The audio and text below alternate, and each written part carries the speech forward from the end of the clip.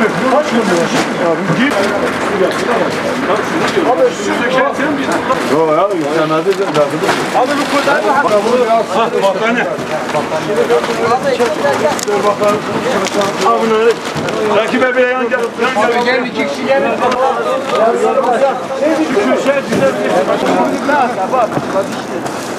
Abi koca abi.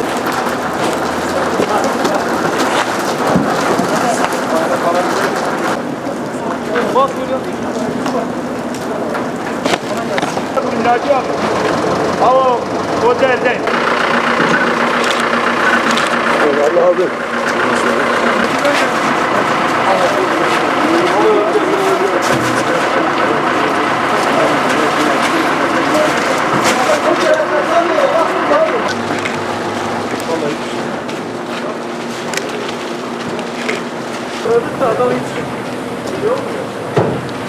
Abi yetişen alır. Yapayım.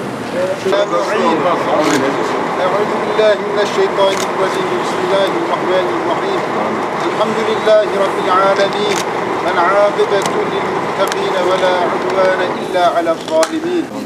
Ya Rabbi bu yardımların salimen ganimen yerlerine ulaştırılabilmesi için her türlü kazadan beladan hıfzı emanında eyle ya Rabbi. Cuma günü emin olabilirsiniz. Sahada zaten Kızılay hemen anında Elazığ'da, Malatya'da sahadaydı. Genel merkezimizin koordinasyonuyla beraber sahadaydılar. Bizler de Ağrı Kızılay olarak ne yapabiliriz diye düşünürken vatandaşların kendisi aslında Kızılay'a yardım kampanyasını kendileri başlattı. Gelen vatandaşların tamamı biz ne yapabiliriz, biz oradaki kardeşlerimize ne gönderebiliriz diyerek geldiler.